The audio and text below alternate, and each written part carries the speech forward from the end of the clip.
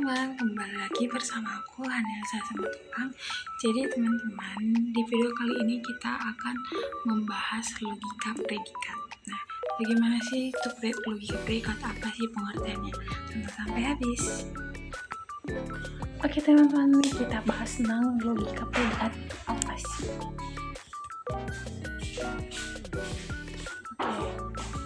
Kita harus tahu dulu apa nih pengertian logika predikat.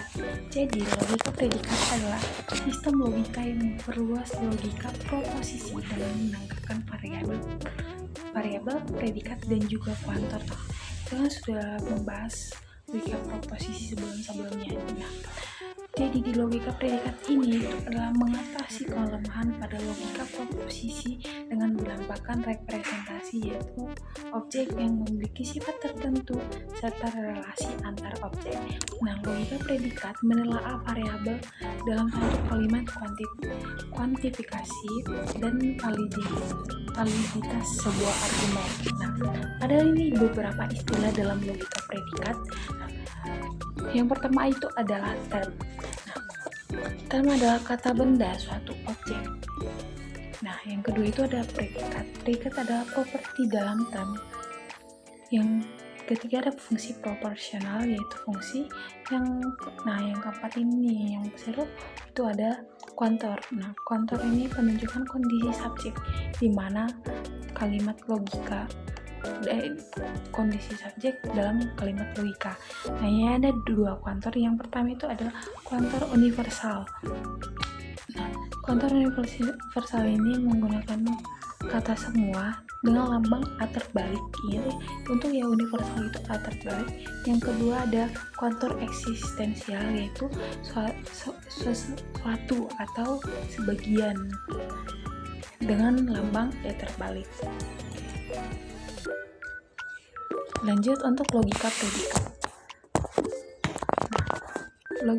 Nah, tadi kita sudah tahu apa itu predikat. Nah, predikat seperti ini. Dalam bahasa alamiahnya, jika R ini sama dengan pergi, S sama dengan makan, maka R dan S adalah predikat-predikat. Nah, ini disebut dengan predikat-predikat si R dan si S. Nah, R dan S membutuhkan subjek untuk menjadi kalimat lengkap. Untuk kasus R dan S, di mana subjek belum diketahui, maka subjek dapat digantikan dengan pengganti subjek yang ditulis dalam sebuah variabel tertentu. Kita bisa menggunakan variabel apa aja nih. Variabel yang digunakan dapat disimbolkan dengan menggunakan salah satu huruf alfabet, misalnya X untuk subjek predikat R dan Y untuk subjek predikat si S. Nah, sehingga ini kita dapat membuat predikatnya itu R dalam kurung X dan Y dalam kurung X dan S dalam kurung Y. Nah, untuk merubahnya menjadi kalimat deklaratif, setiap simbol yang dijadikan sebagai variabel pengganti subjek dapat disubstitusi ke dalam nilai-nilai tertentu atau ke dalam anggota himpunan dari kata pembicara. Nah, contohnya Dakar adalah seekor singa. Nah, berdasarkan aturan logika predikat dapat ditulis G dalam kurung D. Nah, notasi di atas dapat dibaca singa Dakar atau dengan pernyataan lain Dakar si singa. Nah, fungsi ini disebut fungsi proporsional. Contoh yang kedua itu adalah Edwin adalah saudara dari Emil. Berdasarkan aturan logika predikat yang dapat kita tulis itu S dalam kurung X, Y. Nah, notasi di atas dapat kita baca X saudara dari Y. Atau dengan pernyataan lain Edwin saudara dari Emil. Oke, kita lanjut ke pekuantoran. Pekuantoran tadi kan ada dua, yaitu universal dan eksistensial. Kita bahas yang universal terlebih dahulu. Tahap kuantor universal itu contohnya semua mahasiswa harus rajin belajar. Langkah pertama yang kita lakukan adalah cari lingkup atau skup dari kuantor universalnya, yakni jika X adalah mahasiswa, maka X harus rajin belajar. Nah, selanjutnya ditulis mahasiswa dalam kurung X. Implikasi harus rajin belajar. Nah, langkah kedua, beri kuantor universal di depannya. Nah, bagi kuartal universal ini berarti kata balik X mahasiswa X implikasi harus belajar dalam kurung X. Nah, langkah ketiga kita ubah itu menjadi sebuah fungsi. Nah, contoh nih, ada contoh yang pertama, semua telur memiliki cangkang. Nah, untuk predikatnya apa nih? Predikatnya berarti semua telur, berarti ini adalah T, telur, dalam kurung X. Implikasi C ini adalah cangkang dalam kurung X. X-nya ini kita belum tahu, jadi ini dapat kita baca. Jika X adalah telur, maka X mempunyai cangkang. Untuk kuartornya ini menggunakan universal atau semua X, semua si X, karena X kita belum kita tentukan ya. Universal X, T dalam kurung X, implikasi J, X dibaca untuk semua X. Jika X adalah telur, maka X mempunyai cangkangnya. Jadi kalau X kita masukkan nih, jika apa ya? Jika apa aja nih kita buat, jika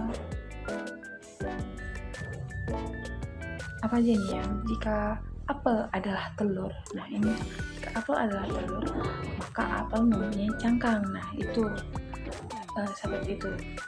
Nah, yang kedua itu ada kuartal eksistensial. Untuk tahapnya, nah kita masukkan contoh nih, ada mahasiswa memperoleh beasiswa prestasi. Berarti ini ada berarti nggak semua ya kita tahu. Yang kita tahu itu cuma ada. Nah, langkah pertama sama, cari lingkup atau skop dari kuartal universalnya, yakni ada X yang adalah mahasiswa dan X memperoleh beasiswa prestasi. Nah, selanjutnya ditulis mahasiswa X A memperoleh prestasi beasiswa X. Nah, langkah kedua kita beri kuartal eksistensial di depannya, yaitu lambang E terbalik X, mahasiswa X memperoleh beasiswa prestasi X. Nah, ini selanjutnya bisa kita ubah menjadi suatu fungsi. Nah, contohnya nih, contoh yang kedua, ada bilangan prima yang genap. Nah, ada nih bilangan prima yang genap.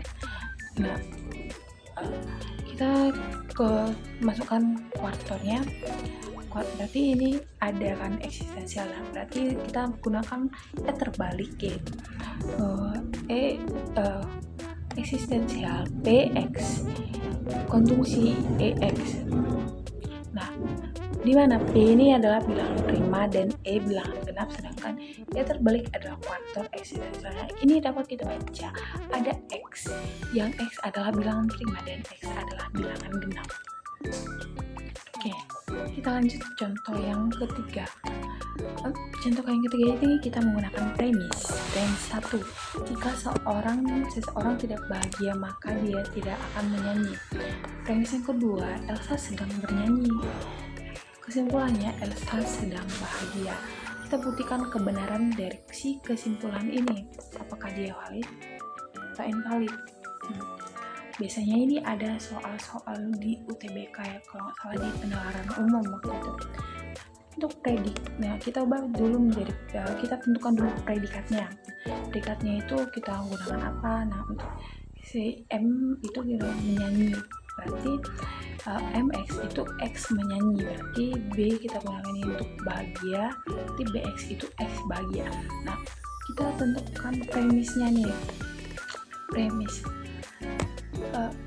yang pertama itu berarti kita gunakan universal karena ini adalah semua X. Nah, semua X dalam kurung negasi BX implikasi negasi MX.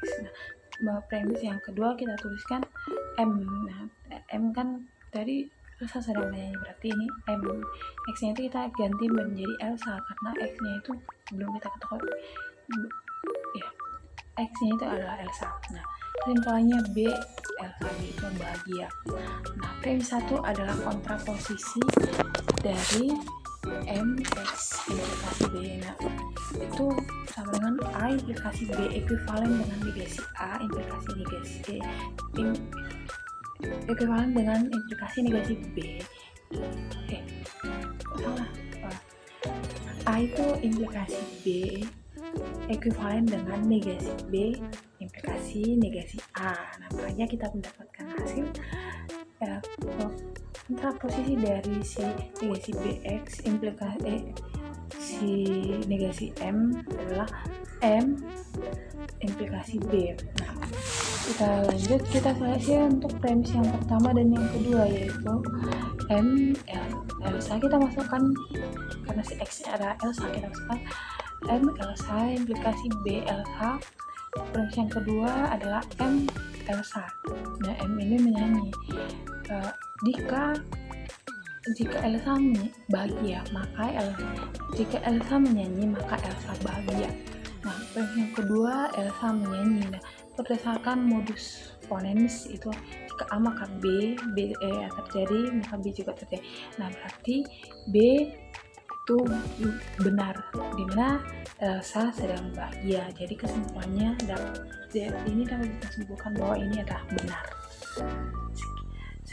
Sekian dari pembahasan saya tentang logika predikat. Semoga teman-teman dapat mengerti. Sekian dan terima kasih. Bye-bye.